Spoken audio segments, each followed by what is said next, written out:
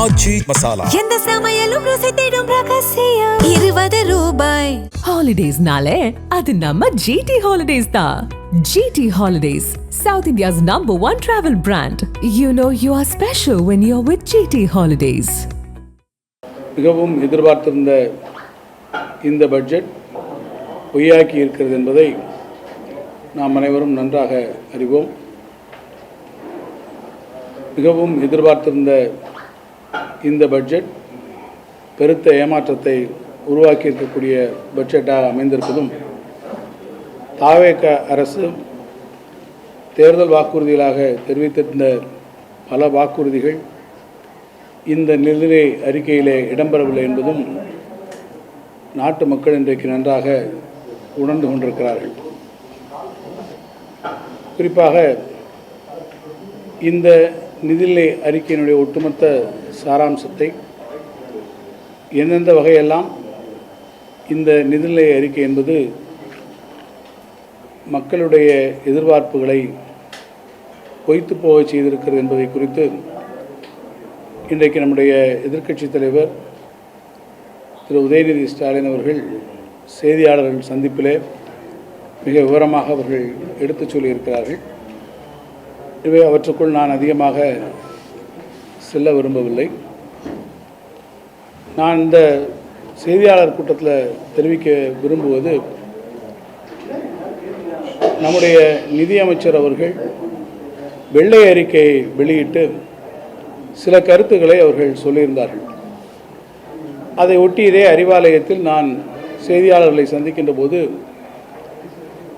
பல கருத்துக்களை அதனை ஒட்டி நான் வெளியிட்டிருந்தேன்.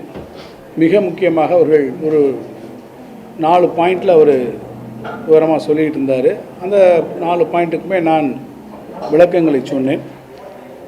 இன்றைக்கி கொடுத்துருக்கக்கூடிய இந்த பட்ஜெட்டில் நாங்கள் என்ன தெரிவித்தோமோ அதுதானே இன்றைக்கு நடைமுறையிலே வந்திருக்கிறது என்பதை நான் உங்களுக்கு சுட்டிக்காட்ட விரும்புகிறேன். தமிழ்நாடு முன் எப்போதும் இல்லாத வகையிலே கடன் வாங்கி இருக்கிறது.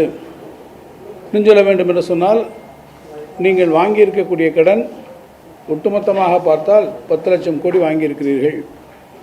அவர்கள் இத்தனை வருஷம் வாங்கின, உங்களுக்கு முன்பு இருந்த ஆட்சிகள் இத்தனை வருஷம் வாங்கியிருக்கக்கூடிய 5 லட்சம் கோடி கடனை நீங்கள் 5 வருடத்தில் 5 லட்சமாக கோடியாக ஆக்கி 10 லட்சம் கோடி வந்துவிட்டது என்று அன்றைக்கு நிதியமைச்சர் சொல்லி, இந்த கடன் சுமையை ஏதோ திராவிட முன்னேற்றக் கழகம்தான் உருவாக்கியது என்பது போன்ற ஒரு மாய தோற்றத்தை வேண்டுமென்றே திரித்து உருவாக்குவதற்கு அன்றைக்கு முற்பட்டார்கள். நான் அப்போதே தெளிவாக சொன்னேன், கடன் வாங்குவது என்பது அதற்கான அளவுகோல்கள், ஒன்றிய அரசு வகுத்திருக்கக்கூடிய அந்த அளவுகோல்கள், அதேபோல் நம்முடைய ஃபினான்ஸ் கமிஷன் சொல்லியிருக்கக்கூடிய அளவுகோலுக்கு உட்பட்டு தான் கடன் வாங்குகிறோம்.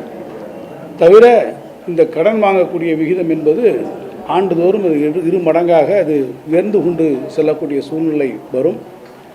இன்னும் சொல்ல வேண்டும் என்று சொன்னால், இந்த 2 மடங்காக வருகிற போது தாவேக அரசு 5 ஆண்டு காலத்தை நீங்கள் நிறைவு செய்கிற போது உங்களுடைய கடன் அன்றைய தினம் ஏறத்தாழ 20 லட்சம் கோடி, இன்றைக்கு 10 லட்சம் கோடியாக இருந்தால் 20 லட்சம் கோடியாக வருவது இயற்கையாக இருக்கும் என்றும் கூட நான் அன்றைக்கு தெரிவித்தேன்.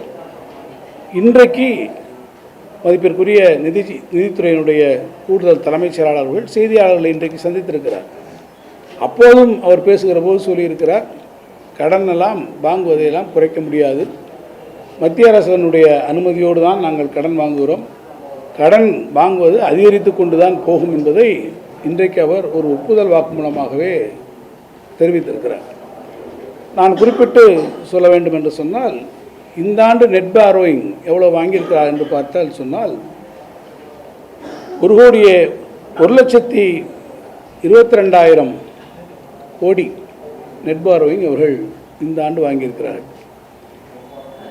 இதே அளவிலே போனீங்கன்னு சொன்னால், நான் ஏற்கனவே சொன்னதைப் போல அடுத்த 5 ஆண்டுகளில் நான் முன்பே குறிப்பிட்டதைப் போல அந்த 10 லட்சம் கோடியை கடனாக அவர்கள் வாங்க வேண்டிய சூழ்நிலை நிச்சயமாக உருவாகும். நாங்கள் ஆட்சி பொறுப்பில் இருந்து போகிற போது நெட் பாரோயிங் 1 லட்சம் கோடியாக இருந்தது. இந்த ஆண்டை நீங்கள் பார்ப்பீர்கள் என்று சொன்னால், இப்போதே அவர்கள் 22,000 கோடி ரூபாய் அதை விட அதிகமாக கடன் வாங்குவோம் என்று இன்றைக்கு தெரிவித்திருக்கிறார்கள். இதேபோல் ஒவ்வொரு விஷயத்தையும் நீங்கள் எடுத்துக்கொண்டால் வெள்ளை அறிக்கை அவர்கள் சொல்லுகிற போது என்னென்ன சொன்னார்களோ அவர்களுக்கு நான் விளக்கம் சொல்ல விரும்புகிறேன். ரெவென்யூ டெபிசிட் எவ்வளவு இருக்கிறது என்று நம்முடைய ஆட்சியில், திராவிட முன்னேற்ற கழக ஆட்சியிலே நாங்கள் விட்டு போகிற போது 48,699 கோடி ரூபாய் இருந்தது. இன்றைக்கி எவ்வளவு சொல்லியிருக்கிறாங்க?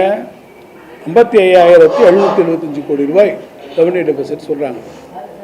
ஏறத்தாழ 7,000 கோடி ரூபாய் கூடுதலாக இன்றைக்கு ரெவென்யூ டெபிசிட், வருவாய் பற்றாக்குறையை அவர்கள் சொல்லுகிறார்.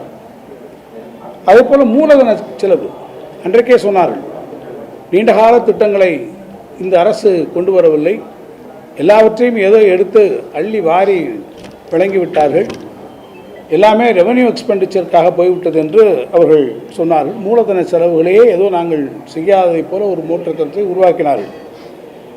நாங்கள் அப்போ மூலதன செலவுகளுக்காக ஒதுக்கப்பட்டிருந்த தொகை டீம் பட்ஜெட்டில் 59,662. இப்போ இவங்க எவ்வளோ ஒதுக்கியிருக்காங்கன்னு பார்த்தீங்கன்னா 56,985 கோடி ரூபாயை இன்றைக்கு ஒதுக்கியிருக்கிறார்கள். ஏறத்தாழ 3,000 கோடி ரூபாய் மூலதன செலவிலே இன்றைக்கு அவர்கள் ரிவைஸ்ட் எஸ்டிமேட்லே அவற்றை குறைத்து இன்றைக்கு இந்த மூலதன செலவுகளில் நம்முடைய நிதியமைச்சர்கள் காட்டியிருக்கிறார்கள். அதை மேலே பண்ணி பார்த்தீங்கன்னா திருப்பி இன்னொன்று ஒரு சொன்னாங்க, SOTR, states own tax revenues, மாநில அரசினுடைய சொந்த வரி வருவாய்களில் எவ்வளோ வந்திருக்குன்னு பார்த்தீங்கன்னா நம்ம இருக்க போகும்போது 2,29,000, இப்போ எவ்வளோ தெரியுமா காமிக்கிறாங்க? 2,26,000 லட்சம், அதாவது 2,26,000 கோடி. ஆக அதில் மட்டும் பார்த்தீங்கன்னா ஏறத்தாழ 3,000 கோடி ரூபாய் அதிலே அவர்கள் குறைவாக காட்டுகிறார்கள். நான் எதற்காக இதை சுட்டிக்காட்ட விரும்புகிறேன் என்று கேட்டால், இந்த மாநிலத்தினுடைய சொந்த வரி வருவாய் என்பது நாங்கள் ஆட்சி பொறுப்பிற்கு வந்தவுடன் எங்களுடைய நிர்வாக திறமையினால், எங்களுடைய ஃபிஸ்கல் மேனேஜ்மெண்ட்டினால் இங்கெங்கேயோ லீக்கேஜஸ்லாம் இருந்ததெல்லாம் என்று சொன்னார்கள். இவற்றையெல்லாம் நாங்கள் அடைத்து நாங்கள் செம்மையான திறமையான நிர்வாகத்தின் மூலமாக SOTRஐ கூட்டுவோம் என்று சொன்னார்கள். இன்றைக்கு பார்ப்பேன் என்று சொன்னால் அதில் பெருமளவு அவர்கள் இன்றைக்கு இழந்திருக்கிறார்கள் என்பது தெல்ல தெளிவாக இன்றைக்கு தெரிய வந்திருக்கிறது. அது மாதிரி நீங்கள் ரெவென்யூ எக்ஸ்பெண்டிச்சரை பார்த்தீங்கன்னா நாம் இருக்கும்போது 3,93,000 கோடியாக இருந்தது, இப்போது 4,05,000 கோடியாக அது அதிகரித்திருக்கிறது. எனவே இந்த அரசு வெள்ளை அறிக்கையாக வெளியிட்டு என்னென்ன விஷயங்களை எல்லாம் திராவிட முன்னேற்ற கழக அரசுக்கு எதிராக தெரிவித்ததோ அந்த விஷயங்களிலே கூட இந்த அரசு முற்றிலுமாக இப்போது தோல்வியடைந்திருக்கிறது என்பதை இந்த அரசினுடைய முதல் நிதிநிலை அறிக்கை இன்றைக்கு தெல்ல தெளிவாக எடுத்து காட்டியிருக்கிறது. திராவிட முன்னேற்ற கழக ஆட்சியிலே கொண்டு வரப்பட்ட திட்டங்களுக்கெல்லாம் இன்றைக்கு முலாம் பூசப்பட்டு வேறு பேரிலே இந்த திட்டங்கள் இன்றைக்கு கொண்டு வரப்பட்டிருக்கிறதை ஒழிய திட்டங்களுக்கான உரிய நிதிகளை கூட பெருமளவில் விடுவிக்கவில்லை. இன்னும் சொல்ல வேண்டும் என்று சொன்னால், தமிழ் வளர்ச்சித்துறை, இந்த துறைக்கு எவ்வளவு இந்த ஆண்டு நிதி என்று கூட தமிழ்நாட்டினுடைய அரசாங்கம் அறிவிக்கிறதுக்கு இன்றைக்கு தயாரில்லை என்பதை பார்க்கிற போது உள்ளபடியே நான் வேதனைப்படுகிறேன். தொல்லியல் துறை, அந்த துறைக்கு 1 கோடி ரூபாய் கொடுத்துருக்குறாங்க. 1 கோடி ரூபாய் அந்த தொல்லியல் துறையில் அவங்க என்ன பண்ண முடியும்? குழந்தைகளெல்லாம் டூர் கூட்டு போகிறோம் அப்படின்னு சொல்கிறாங்க. கூட்டு போங்க, அதை பற்றி ஒன்றும் இல்லை. பட் கன்சர்வேஷனுக்கு எவ்வளோ கொடுக்குறீங்க? மியூசியம்ஸ் என்னாச்சு? எக்ஸ்கவேஷன்ஸ் என்ன பண்ண போகிறீங்க? அதுக்கான பணம் எங்கே ஒதுக்குறீங்க? இதை பற்றியும் கிடையாது. அதேபோல் கொள்ளிடத்தில் பார்த்தீங்கன்னா பெரிய பெரிய அணைகளை, தடுப்பணைகளை உருவாக்க போகிறோம், டெல்டா மாவட்டத்தினுடைய சுற்றுச்சூழல் சீரமைப்பு பண்ணுறோம்னு சொல்கிறாங்க. பெரிய அளவில் அதுக்கெல்லாம் முக்கியத்துவம் கொடுக்குறாங்க. கடைசியில் பார்த்தா அதனுடைய சாத்தியக்கூறு என்ன இருக்கும் என்று ஆராய்வதற்கு சொற்ப தொகைகளை நாங்கள் ஒதுக்குறோம், 10 கோடி ஒதுக்குறோம் அப்படின்னு சொல்கிறாங்க. சாத்தியக்கூறுகளை ஆராய்வோம் என்று சொல்லுகிறார்கள். இது போன்ற நிலைமை தான் இருக்கிறது. எனவே அவர்கள் தேர்தல் வாக்குறுதிகளாக கொடுத்துருக்கக்கூடிய திட்டங்கள், மகளிர் உரிமை தொகைக்கு 2,000 ரூபா கொடுக்கக்கூடிய திட்டமாக இருந்தாலும் சரி, 6 சிலிண்டர் கொடுக்கக்கூடிய திட்டங்களாக இருந்தாலும் சரி, இவற்றை பற்றி எதுவுமே குறிப்பிடவில்லை. அல்லது நாம் கொடுத்துருக்கக்கூடிய அந்த திட்டங்களுடைய நிலைமைகள் என்ன? கலைஞர் வீடு வழங்கும் திட்டம், அதற்கு வேறு பேர் இன்றைக்கு மாற்றி அறிவிக்கிறார்கள். எனவே திராவிட முன்னேற்ற கழக ஆட்சியிலே சொல்லப்பட்ட திட்டங்களுக்கு மாற்று பெயர்களை மாற்றி அமைப்பது ஒன்றுதான் நடந்திருக்கிறதை தவிர, அவர்கள் குறிப்பிட்டதைப் போல இந்த பட்ஜெட் என்பது ஒட்டுமொத்தமாக தமிழ்நாட்டு மக்களை ஏமாற்றம் அளிக்கக்கூடிய ஒரு பட்ஜெட் அமைந்திருக்கிறது என்பதை தரவுகளின் வாயிலாக நான் உங்களுக்கு எடுத்துச் சொல்ல விரும்புகிறேன். அதேபோல் பள்ளிக்கல்வித்துறைக்கு கொடுக்கப்பட்டிருக்கக்கூடிய நிதி குறைக்கப்பட்டிருக்கிறது என்பதையும் சுட்டிக்காட்டியிருக்கிறார்கள். அவர் சொல்லுகிற போது நிதித்துறையினுடைய செயலாளர் அவர்கள் ஏற்கனவே ஒதுக்கப்பட்ட நிதி முழுமையாக செலவழிக்கப்படவில்லை, நாட் எக்ஸ்பெண்டட் என்ற முறையிலே அவர்கள் சொல்லியிருக்கிறார்கள். ஒதுக்கப்படக்கூடிய நிதி இருக்கும், அந்த சூழ்நிலையில் ஏதாவது ஒரு காரணங்கள் வந்திருக்கலாம், அந்த காரணங்கள் வாயிலாக அது தடைபட்டிருக்கலாம். அப்போது ஏறத்தால் நம்ம கடைசி வருஷத்தில் நம்ம கொண்டு வருகிற போது 12 மாதங்களுக்கு பதிலாக 10 மாதங்களுக்குள்ளாகவே அந்த பணத்தை நாம் ஒதுக்கி உடனடியாக இன்ட்ரீம் பட்ஜெட்டுக்கு வர வேண்டிய சூழ்நிலையில் கூட அப்போது இருந்திருக்கும். டிஆர்பி போன்றிருக்கக்கூடிய ரெக்ரூட்மெண்ட் ஏஜென்சிஸில் டீச்சர்ஸை ரெக்ரூட் பண்ணுகிற போது நிறைய நீதிமன்ற வழக்குகள் அதை தடை செய்திருக்கக்கூடும். இப்படி பல்வேறு காரணிகள் இருந்திருக்குமே ஒழிய பொதுவாக எனக்கு தெரிந்து, ஏன்னா நான் பள்ளிக்கல்வித்துறையுடைய அமைச்சராகவும் நான் பணியாற்றியிருக்கிறேன், தொடர்ந்து பள்ளிக்கல்வித்துறைக்கு அடுத்தடுத்த ஆட்சிகள் வருகிற போது எப்போதும் அதற்கான நிதியை குறைத்ததில்லை, கல்விக்கான வளர்ச்சியிலே கொடுத்திருக்கிறோம். முதல் முறையாக அதில் பள்ளிக்கல்வித்துறைக்கான அந்த ஒதுக்கீட்டை குறைத்திருப்பது உள்ளபடியே வருத்தமளிக்கிறது என்பதையும் நான் இங்கே உங்களிடத்தில் சுட்டிக்காட்ட விரும்புகிறேன். மகளிர் உரிமை தொகை 2500 ரூபாய், அதே மாதிரி 6 சிலிண்டர், வேலையில்லா பட்டதாரிகளுக்கு 4000 ரூபாய் உதவித்தொகை, இது மாதிரியான விஷயங்களை தான் மக்கள் எதிர்பார்த்தாங்க இந்த பட்ஜெட்ல. ஆனா அதை பத்தின மூச்சையே விட முடியாத ஒரு பட்ஜெட்டா இது இருக்கு அப்படின்னு சொல்லிட்டு பல்வேறு அரசியல் பிரமுகர்கள் இப்ப குற்றச்சாட்டு வச்சுட்டு இருக்காங்க. உங்களுடைய கருத்து என்ன? நீங்க என்ன சொல்ல நினைக்கிறீங்க? அதுதான் எல்லாருக்கும் பெரிய ஏமாற்றம். ஏன்னா இந்த பட்ஜெட்டை பற்றி மிகப்பெரிய அளவில் அவங்க ட்ரம்பெட்டிங் பண்ணாங்க. இது பெரிய மாற்றத்தை உருவாக்க போகிற பெரிய பட்ஜெட்டாக வரப்போகிறது என்று தெரிவித்தார்கள். ஆனால் எந்த அளவிற்குனா அவங்களுடைய சொல்லியிருக்கக்கூடிய திட்டங்களையே அவர்கள் நிறைவேற்றவில்லை. இன்னும் கூட நான் ஒரு வார்த்தை கூட சொல்ல விரும்புகிறேன். நீங்கள் சொல்லியிருக்கக்கூடிய திட்டங்கள் எல்லாம் இதில் வரும் என்று சாதாரண மக்கள் ரொம்ப ஆசைப்பட்டாங்க. மகளிர் உரிமை தொகை 1000 ரூபாய் நீங்கள் வழங்குகிறீர்கள், அவர் 2500 ரூபாய் கொடுப்பதாக சொல்லியிருக்கிறார்களே என்று நிறைய பேர் அது வரும் என்ற மிகுந்த ஆவலிலே இந்த ஆட்சிக்கு ஆதரவான மனநிலையை கூட இருந்திருக்கக்கூடும். ஆனால் ஒட்டுமொத்தமாக அனைவருக்குமே ஒரு ஏமாற்றத்தை இந்த பட்ஜெட் இன்றைக்கு அதை பற்றியான ஒரு பேச்சு மூச்சே இல்லை. அதில் பட்ஜெட்டில் எவ்வளவு என்னென்ற பேச்சு மூச்சே இன்றைக்கி அதுக்கான பண ஒதுக்கீட்டை பற்றியான பேச்சு இன்றைக்கி அதுக்கு வராத ஒரு சூழ்நிலையை அவர்கள் ஏற்படுத்தியிருக்கிறார்கள். இன்னும் கூட நான் ஒன்று சொல்லுங்க, நான் பட்ஜெட் அவர் படிக்கும்போது பார்த்தேன், ஒரு இடத்துல சொல்கிறாரு ஆற்றங்கரை நாகரிகங்கள் நம்முடைய இதில் எங்கே வளர்ந்து வருகிறது அப்படின்னு பார்க்குறாரு. நிதியமைச்சர் சொல்லுகிறார் இன்கா நாகரிகத்தை பற்றி சொல்லுகிறார், மெசமடோமியாவை பற்றி சொல்லுகிறார், முகஞ்சதாராவை பற்றி சொல்லுகிறார். ஆனால் உங்களுக்கு பக்கத்தில் இருக்க கீழடியில் வைகை ஆற்றின் நாகரிகம் தழைத்து ஓங்கிய தமிழ் மண்ணிலே வைகை ஆற்றின் நதியிலே வந்திருக்க கீழடி நாகரிகத்தை பற்றி அங்கே இடம்பெறவில்லை. அதற்கு பக்கத்தில் இருக்கக்கூடிய பொருணை நாகரிகம், அந்த நாகரிகத்தை பற்றி இடம்பெறவில்லை.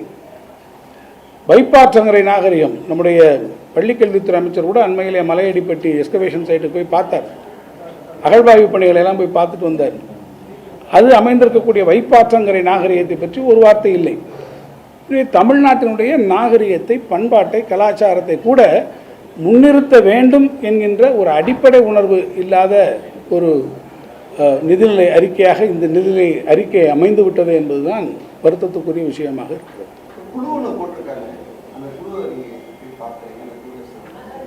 இல்லை, மாண்டெக்ஸிங் அலுவலியாவுடைய குழு போட்டிருக்காங்க, வருவாயை உயர்த்துவோம் என்று சொல்லி ஒரு குழு போட்டிருக்காங்க. ஆனால் அதற்கான முயற்சிகள் இங்கே வரலையே, டிரான்ஸ்லேட் ஆகலை. இன்னும் கூட சொன்னால் இப்போ அவங்களுக்கு நமக்கு வரக்கூடிய வருமானம் இப்போ 5000 கோடி ரூபாய் அது வருகிறது என்று சொன்னால் அந்த 5000 கோடி ரூபாய் எங்கேருந்து வருதுன்னா சென்ட்ரல் கவர்மெண்ட்டுடைய பணம் தான் உங்களுக்கு வருகிறது. அவங்களுடைய கிராண்ட்ஸ்லேருந்து வர்றது தான் காமிச்சிருக்காங்களே ஒழிய உங்கள் இந்த அரசனுடைய சொந்த முயற்சிகளில் நீங்கள் எங்களுக்கு வரும்னு சொல்லக்கூடிய வாய்ப்பே இல்லையே. விக்ஷித் பாரத்லேருந்து எங்களுக்கு பணம் வரும்னு சொல்கிறீங்க. அங்கேருந்து ஏற்கனவே நமக்கு சென்ட்ரலில் டேக்ஸ் டெவல்யூஷனில் வரக்கூடிய சென்ட்ரல் ஷேர் ஆன் டேக்ஸஸ் அதில் வர்றது இட் ரிமைன்ஸ் அன்சேஞ்சு, அது அப்படியே இருக்கிறது. 61000 கோடி அப்படியே தான் வரப்போகுது என்று சொல்லுகிறீர்கள். அதில் எந்த விதமான உயர்த்தி வழங்கவில்லை. எது எங்களுக்கு அதிகமான பணம் வருதுன்னு நீங்கள் சொல்கிறது திருப்பி மத்திய ஒன்றிய அரசாங்கத்தை நம்பித்தான் நீங்கள் சொல்லிக் கொண்டிருக்கிறீங்க. உங்களுடைய வருமானத்தை எந்த அளவில் கூட்டப் போகிறது என்பதற்கான எந்த விதமான ஒரு தெளிவான ஒரு முறைகளை அவர் எடுத்து சொல்லுவார்.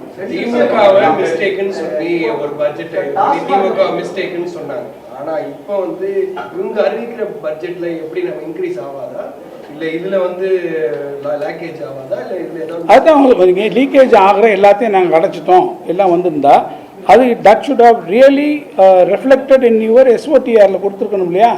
நீங்கள் என்னுடைய எஸ்ஓடிஆர் இருந்து நான் இதெல்லாம் பண்ணிட்டேன், நான் வந்து லீக்கேஜ் இருந்துச்சு அதை அடைச்சிட்டேன், அல்லது என்னுடைய ஃபிஸ்கல் ப்ரூடன்ஸ் என்னுடைய ஃபிஸ்கல் மேனேஜ்மெண்ட்டில் நான் இவ்வளோ தூரம் இதை உயர்த்திட்டேன், எனக்கு இங்கேருந்து இதனால் இவ்வளோ ரூபா வருமானம் வரப்போகுது அதனால நான் உயர்த்திறேன்னு சொல்கிறாங்க.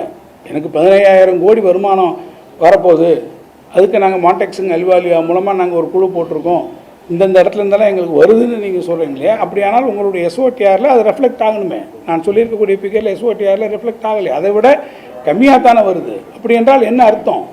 ஸோ நீங்கள் என்னென்ன காரணங்களை சொன்னீங்களோ அந்த காரணங்கள் உண்மையான காரணங்கள் அல்ல, அது அப்படியே தான் இருக்கிறது. நீங்கள் சொன்ன காரணங்கள் எந்த விதத்திலும் இல்லை. அது உண்மையாக நீங்கள் சொல்வதான உண்மையிலே அது if it has really been translated in terms of actual and concrete action that should have been reflected in the actual figures.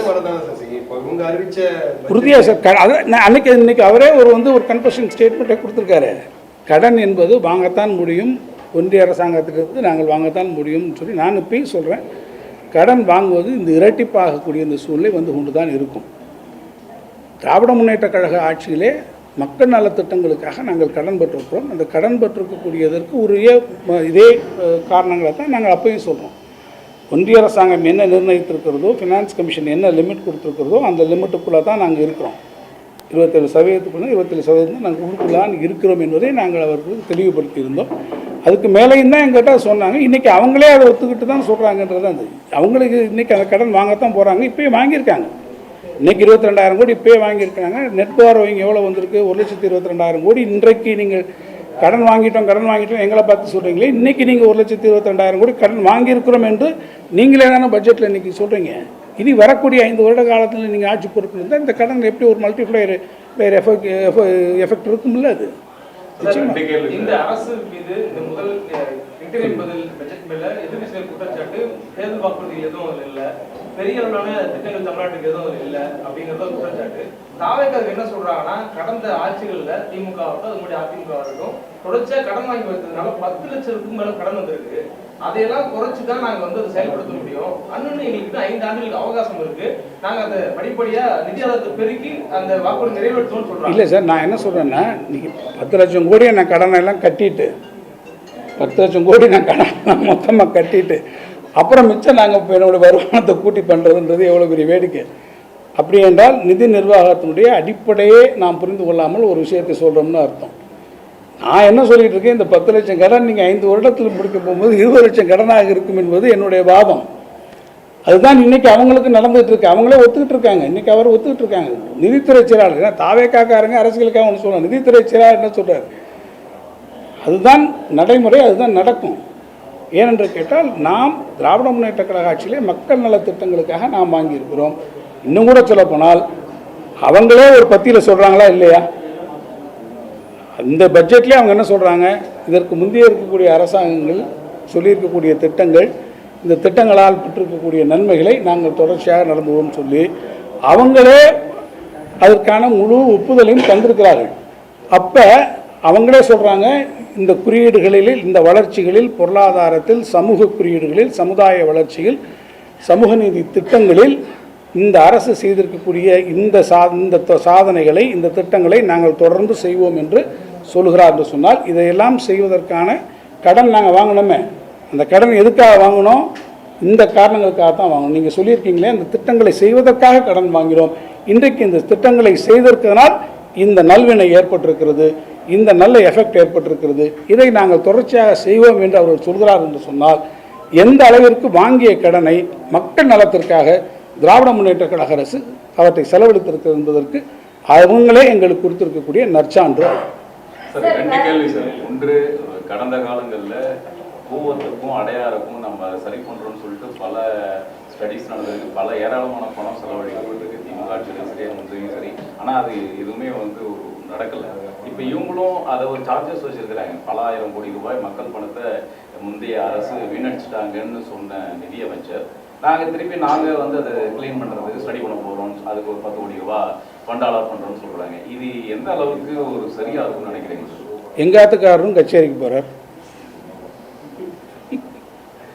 ரெண்டாவது கேள்வி இது, அதாவது மக்களுக்கு கவர்ச்சிகரமான திட்டங்களை தொடர்ந்து தேர்தலும் போது அறிவிக்கிறது. இப்போ மிகப்பெரிய ஒரு ஃபைனான்சியல் கிரைசிஸில் இருக்கும்போது இவங்க அறிவிச்சிருக்கக்கூடிய திட்டங்களை நீங்கள் சொன்ன மாதிரி எப்படி இம்ப்ளிமெண்ட் பண்ண போகிறாங்க, அது எப்படி இவ்வளோ என்ன செய்வாங்க? அதனால் அதுக்கான செயல்முறை திட்டங்கள் ஏதும் இந்த அரசுக்கு இருப்பதாக எனக்கு தெரியவில்லை. நான் பார்த்த அளவிற்கு அவங்களுடைய இருக்கக்கூடிய இந்த நிதி நிலை ஆதாரங்கள் கொடுத்திருக்கக்கூடிய புள்ளி விவரங்கள், அவர்கள் தந்திருக்கக்கூடிய இந்த விவரங்கள், நிதிநிலை அறிக்கைகளை அவர் கொடுத்திருக்கக்கூடிய திட்டங்கள், இதையெல்லாம் ஒட்டுமொத்தமாக வைத்திருக்கும் போது இதை ஒழுங்காக செயலாற்றுவதற்கான ஒரு செயல் திட்டங்களை வகுத்து கொண்டு அதை நோக்கி அவர்கள் செயல்படுத்த முனைவதாக எனக்கு தோன்றவில்லை. பள்ளிக்கல்வித்துறையில வந்து தாவேகாவுடைய பட்ஜெட் தான் பள்ளிக்கல்வித்துறைக்கே ஒரு உண்மையான நிதி பகிர்வை கொடுத்திருக்கு, உயர்வை கொடுத்திருக்கு. கடந்த ஆட்சி காலங்கள்ல வந்து தவறான கணக்கீடுகள் செய்யப்பட்டிருக்கு, தேவையற்ற உயர்வுகள் செய்யப்பட்டிருக்கு அப்படின்னு ஒரு குற்றச்சாட்டை பள்ளிக்கல்வித்துறை அமைச்சர் ராஜ்மோகன் தெரிவிச்சிருக்கிறாரு. இதுக்கு உங்களுடைய பதில் என்ன? தேவையற்ற உயர்வுகள் எங்கே இருக்குது? நமக்கு வந்து ஒரு ப்ராப்பராக நம்ம என்னென்ன உங்களுக்கு செலவுகள் வர வேண்டுமோ அந்த செலவுகளை நாங்கள் செய்வதற்கு நிதி ஒதுக்கீடுகள் செய்யப்படுகிறது. அந்த நிதி ஒதுக்கீடுகளில் உங்களுக்கு இருக்கக்கூடிய இன்றைக்கு பள்ளிக்கல்வித்துறைக்கு நீங்கள் அதிகமான நிதியை பெற்றுத் தருவதற்கு பள்ளிக்கல்வித்துறை அமைச்சர் அவர்கள் முனைந்து செயல்பட்டு அவர் அந்த நிதியை வாங்கியிருக்கணும். இன்றைக்கு அவர் அந்த நிதியை கூடுதலாக அவருடைய முக்கியமான துறைக்கு பெறுவதிலே அவர் தவறி இருக்கிறார். அதை மறைப்பதற்காக இது கூடுதலாக செய்யப்பட்டிருக்குன்னு சொல்றார். இன்னொன்று சொல்றேங்க, அவரே ஒரு செய்தியாளர் சந்திப்புன்னு சொன்னார், 50,000 கோடி ரூபாய்க்கும் அதிகமாக பணம் தேவைப்படுதுன்னு சொல்லி. அதான் தேவை இருக்கு. இன்னொன்று கூட சொல்ற, ஒரு இடத்துல சொல்றாங்க ஒரு சூப்பர் சேஃப்டி சூப்பர் சிஎம் அப்படின்னு போட்டு ஒரு இது ஒன்று இன்னைக்கு ஒரு இது அனௌன்ஸ் பண்ணியிருக்காங்க. 10,000 பள்ளிக்கூடத்துக்கு 132 கோடி நம்ம கொடுத்துருக்குறாங்க. அப்படின்னா ஏறத்தாழ ஒரு பள்ளிக்கூடத்திற்கு 1.5 லட்சம் ரூபாய் தான் வரும். 1.5 லட்சத்தில் என்ன நீங்கள் எங்கள் super safety, super infrastructure, super cleanliness என்ன அங்கே நீங்கள் கொண்டு வந்துட முடியும்? 10,000 ஸ்கூலுக்கு எவ்வளோ ஒதுக்கி இருக்கீங்க? ஒரு ஸ்கூலுக்கு 10,000 ஸ்கூலுக்கு நீங்கள் ஒதுக்கி இருக்கக்கூடிய தொகை எவ்வளவு? அந்த தொகை எவ்வளவு மொத்தம் ஒரு ஸ்கூலுக்குன்னு எடுத்து பாருங்கள். 10,000 பள்ளிக்கூடத்தை முதல் கட்டமாக நீங்கள் எடுக்கிறீங்க. அப்போ அந்த 10,000 பள்ளிக்கூடத்தில் இந்த இன்ஃப்ராஸ்ட்ரக்சரை கொண்டு வருவதற்கு நீங்கள் எவ்வளவு செலவழிக்க வேண்டிய தொகை கொடுக்கணுமா இல்லையா? நீங்கள் வகுத்து பார்த்தீங்கன்னா அதில் ஏறத்தாழ ஒரு பள்ளிக்கூடத்துக்கு 1,30,30,000 ரூபா வரும். 1,30,30,000 ரூபா கொண்டு ஒரு பள்ளிக்கு நீங்கள் ஒரு பாராளை என்னென்னலாம் செய்வீங்கன்னு நீங்கள் சொல்கிறீங்கன்னா, தூய்மை பண்ணி செய்வீங்கன்றீங்க, அங்கே இருக்கவங்களுக்கு பாதுகாப்பு கொடுப்பேன்றீங்க, அப்புறம் அங்கே இருக்கவங்களுடைய அந்த சுற்றுச்சூழலை மேம்படுத்துவேன்றீங்க, இவ்வளவு வேலையை நாங்கள் பண்ணுவேன்றீங்க. அப்போ அந்த இவ்வளவு செய்கிறதுக்கான ஒரு நிதி வேணும் இல்லையா? 1 லட்ச ரூபா நீங்கள் என்ன பண்ணுவீங்க? சார் ஒரு சின்ன கிளாரிஃபிகேஷன் சார், நம்ம லாஸ்ட் கவர்மெண்ட்டில் பேராசிரியர் அன்பழகன் கல்வி மேம்பாட்டு திட்டம் அப்படின்னு சொல்லிட்டு வருஷத்துக்கு 1,500 கோடி, 5 வருஷத்துக்கு 7,500 கோடியில் அரசு பள்ளிகள் வந்து இன்ஃப்ராஸ்ட்ரக்சர் டெவலப் பண்ணுறதுன்னு அறிவித்தோம். அதை நம்ம எவ்வளோ தூரம் பண்ணியிருக்கோம் சார்? அது நிறைய இடத்துல பண்ணியிருக்கோம் சார். நிறைய செலவு அந்த பள்ளி கட்டிடங்கள் முழுமையாக ஒவ்வொரு இடங்களிலும் அந்த பள்ளி கட்டிடங்கள் உருவாக்கப்பட்டு முதலமைச்சர் அவர்களே திறந்து வைத்திருக்கிறார்கள். தேவையான பள்ளி கட்டிடங்கள் வந்து ஒரு இன்ஃப்ராஸ்ட்ரக்சராக வெறும் கிளாஸ் ரூம்ஸ் மட்டும் கிடையாது. அங்கே இருக்கக்கூடிய டாய்லெட் ஃபெசிலிட்டிஸ் இருந்தாலும் சரி, அங்கே இருக்கக்கூடிய ஆய்வகங்கள் போன்றக்கூடிய ஃபெசிலிட்டிஸ் இருந்தாலும் எல்லாமே சேர்த்து தான் அது வந்திருக்கிறது. ஒரு மேசிவ் ஸ்கீமாக அதை கொண்டு வந்து அந்த ஸ்கூல் அந்த ஸ்கீமை பற்றி எதுவுமே அவங்க சொல்லலையா? நிதிநிலை அறிக்கையில் குறிப்பிடும்போது நிதி பற்றாக்குறை சுமையை திமுக திறமையாக கையாண்டு குறைச்சிருக்கோம் அப்படின்னு நீங்க சொன்னீங்க. ஆனா இன்னைக்கு பட்ஜெட்ல நிதியமைச்சர் என்ன சொல்றாருன்னா, நீங்க தவறான எஸ்டிமேட் கொடுத்து நிதி பற்றாக்குறை குறைத்து காட்டுறீங்க, நிதி பற்றாக்குறை 40,000 எஸ்டிமேட் பண்ணது 50,000 இருக்கு அப்படின்னு நாங்கள் ரீவேல்யூட் பண்றோம்னு சொல்றாரு. அதாங்க கன்வீனியண்ட்டாக அவர் ஒரு திருப்பி சொல்கிறார். ஏன்னா அவர்களுடைய ஃபிகர்ஸை வச்சு தான் உங்களுக்கு நான் எக்ஸ்பிளைன் பண்ணியிருக்கிறேன். எங்கே அவங்க பிஸ்கல் டெபிசிட்டில் எந்த இடத்துல இருக்கிறாங்க அப்படின்றப்பெல்லாம் நான் அவர் பேச இன்றைக்கி ஆளில் உட்காந்து நான் குறித்து கொண்டே வந்தேன். எங்கெங்கெல்லாம் அவங்க சொன்னதில் அவர் விட்டுருக்காரு அப்படின்றத நான் திருப்பி ஒன்றொன்றையும் குறிப்பிட்டே வந்திருக்கேன். நிதி பற்றாக்குறை எவ்வளோ வந்திருக்கு, ரெவன்யூ டெபிசிட்டில் எவ்வளோ வந்திருக்கு, ஒன்றொன்றையுமே நான் எல்லாம் குறித்து கொண்டு உங்கள்கிட்ட ஏற்கனவே அந்த ஃபிகர்ஸ் ஏற்கனவே நான் விளக்கி இருக்கிறேன். எனவே தங்களுடைய தவறுகளை மறைப்பதற்காக இவற்றையெல்லாம் அவர்கள் திருப்ப ஒரு நெரேட்டிவை உருவாக்குறாங்க. அப்படி நெரேட்டிவை அவங்க உருவாக்க முயன்று இந்த பட்ஜெட்லேயே அவர்கள் தோற்றிருக்கிறார் என்பதைத்தான் இந்த பட்ஜெட்டில் அவங்க கொடுத்துருக்கக்கூடிய இந்த புள்ளி விவரங்கள் நமக்கு நிரூபிக்கிறது. சார், பெண்கள் பாதுகாப்புக்காக சிங்கப்பெண் அதிரடிப்படைன்னு ஒன்று கொண்டு வந்தாங்க. அதற்காக இதில் எதுவும் தனியாக பட்ஜெட் ஒதுக்கிட்டாங்களா? எங்கேயும் காணுமே. சார், மீன்பிடி தடை காலத்தில் திமுக 8000 ரூபா கொடுத்துட்டு இருந்தீங்க, அதை குறைச்சி 7000 ஆக்கியிருக்காங்க. மீனவர்கள் அதிருப்தி நிச்சயமா சார், நீங்கள் அப்படின்னு சொல்கிறாங்க. அதான் சொல்லலை, நீங்கள் நான் இந்த பட்ஜெட்டுக்குள்ளே நான் அதுக்குள்ளே என்ன பண்ணேன், நான் நாளைய தினம் நாளை மறுநாள் துவங்கி பட்ஜெட் விவாதம் சட்டமன்றத்தில் இருக்கிறது. சட்டமன்றத்தில் இதே போல் நிறைய விஷயங்களை எங்கெல்லாம் அவர் பண்ணியிருக்கால சொல்ல வேண்டும். திராவிட முன்னேற்ற கழகத்தினுடைய உறுப்பினர்கள் பேசக்கூடியவர்கள் அவற்றையெல்லாம் விரிவாக சட்டமன்றத்தில் பேசுவதற்கு இருக்கிறார்கள். எனவே எல்லாவற்றையும் நாம் இங்கேயே பேசிவிட்டாலும் அதுவும் சுவையாக இருக்காது. எனவே அவர்களுக்கு நாம் வழிவிடுவோம். இதில் கவர் பண்ணாத பல விஷயங்கள் இருக்குது, நிறைய இருக்கிறது. அவற்றையெல்லாம் அவர்கள் விளக்குவார்கள். அனல் பறக்கும் செய்திகளை அப்டேட் செய்து கொள்ள நக்கீரன் களத்தை இப்பவே சப்ஸ்கிரைப் பண்ணுங்க.